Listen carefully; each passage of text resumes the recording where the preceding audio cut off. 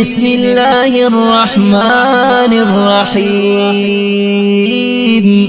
الرحمن علم القرآن، خلق الإنسان علمه البيان.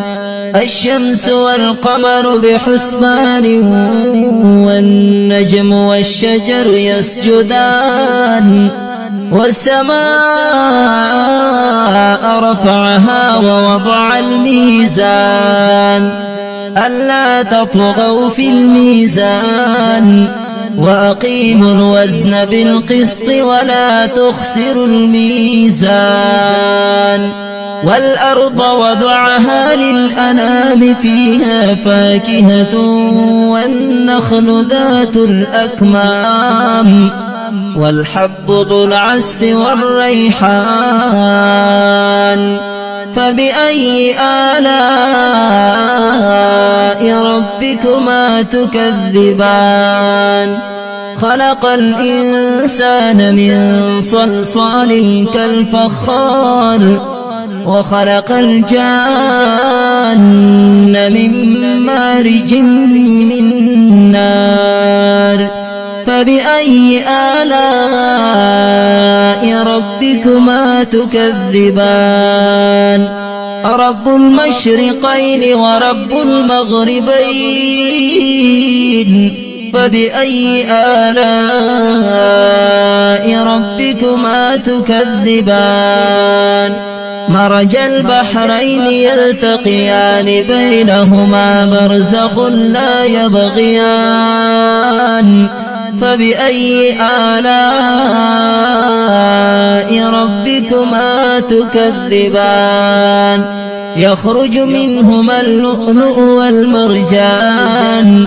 فبأي آلاء ربكما تكذبان؟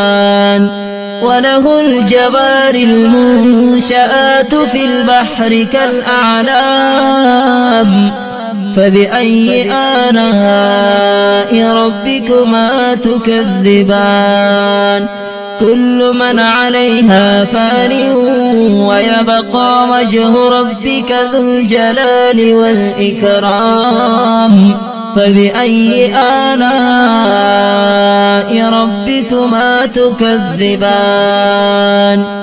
يسأله من في السماوات والأرض، كل يوم هو في شأن.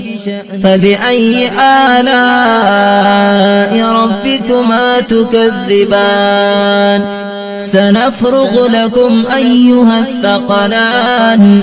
فبأي آلاء ربكما تكذبان؟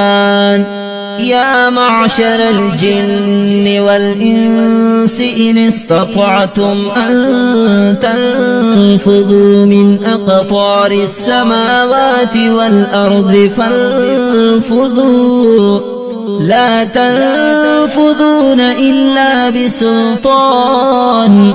فبأي آلاء ربكما تكذبان؟ آمنت بالله، صدق الله مولانا العظيم.